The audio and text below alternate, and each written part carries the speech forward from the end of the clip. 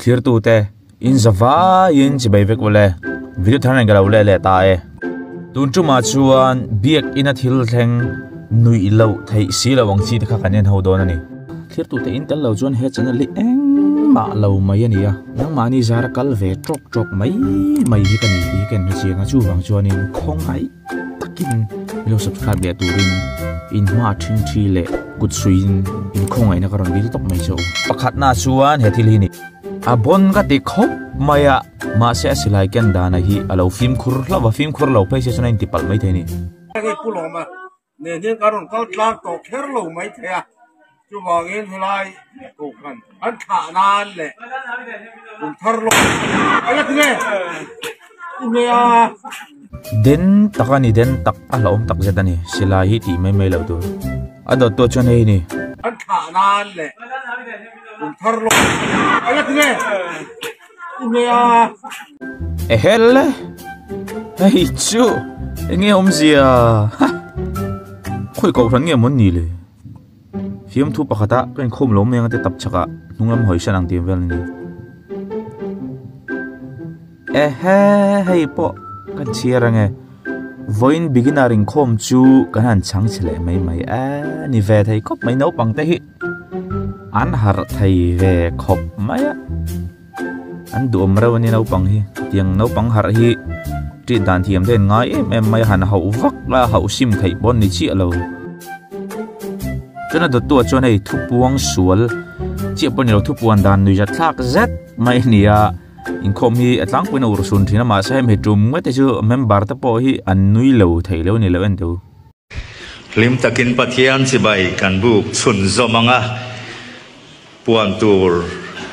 hen ronda MZ 01E 9909 min puan tira ka motor an itlat mai ain tin ngen yang o a source te khan han yang lo mai tu kai timual phau tlat mai lo puang lo ila thatur ania ado tu a chu nei ni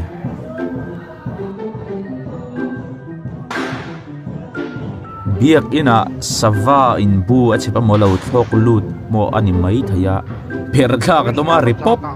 mai ni khoi ko ran tak niang mo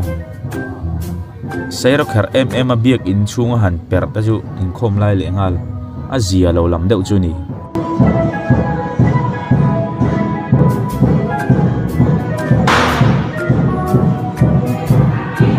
ta khai oi po thup wan dan style mak pui hi oma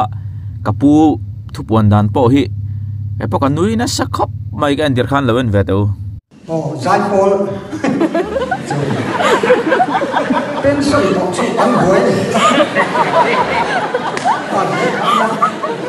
thalai huna te khan ka scooty cha bi te ya ka dang mai khan lo ong char mai ya kha lai han ka chuka lan pa lo veng mai ro ta tia alo veng chiang thong mai cho đi không phải tận đàn thọ cả tôi không cần lồng veng thì một ngàn tiền veng chiang không phải ô lên sai phone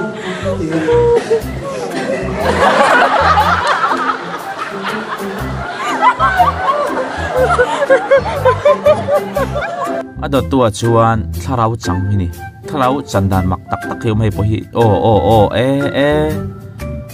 aden khop mai in per thonen tharau fit adong ni ma se kai ma chung ka te mo rau thoa lam vak la mai ma sun tharau thiang hum tak chu kan nun chung ril le mi te na min mu dan mo mi te chung kan om dan te thleng in kan nun thak thleng tu zo kan ya mak de do min lam tir tu thur ni lawin mo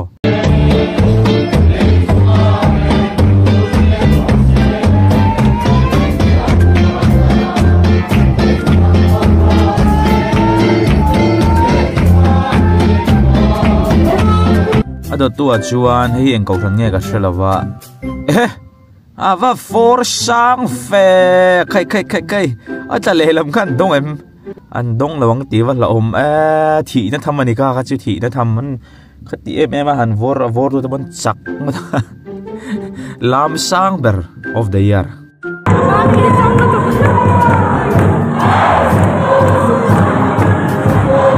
ada to chon hi ni kapa ina thamuang takin kamuni ati nang vel ni anu patowa heng kumupa te hi an taksa te chang tolon muthuma em mani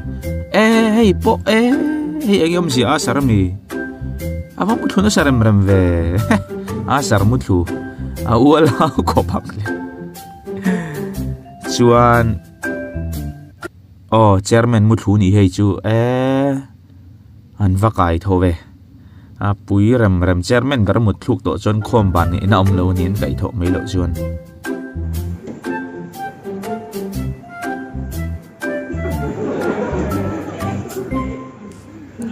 tu chon hei hi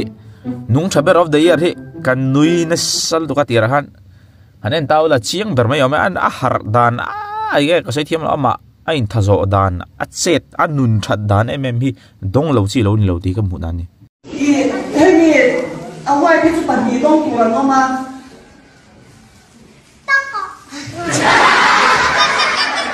nu cha de o tu ya de chang lo le ni o tu na chuan kai nu cha de ti cha de o le ji hi he ni wa ti kan chen lo ni pe me ni le mai som tuang ma cha lo le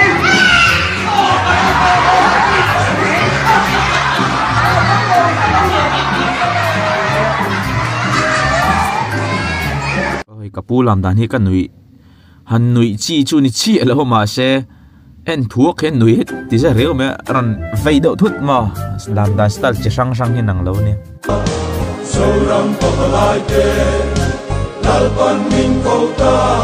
ti chuan hei po thil ni za thlak em chu ni lo nangin adam vuak hi lo in vuak ngat lo dau ngai ni sim rup mai ni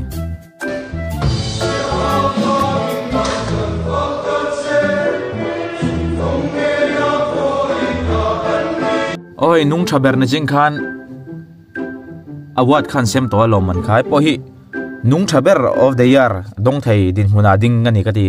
hei no ban khom puina mini rai vele deu to achang soi zau chi kha hain vor vir ngal ni bun thei kop mai no bang hin min tilim thi na ni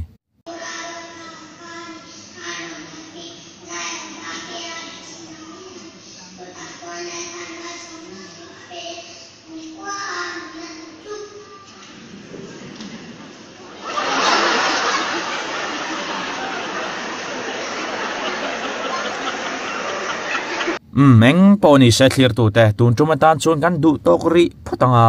mu na milo tia ibeng te lo tlaya mi te lo war pha kan bai sai ve ngota ni china ka soyang khan khong ai te kim min lo subscribe ram don nia tun chuma tan chun mang thar evek photole in mu le theu kan tum don nia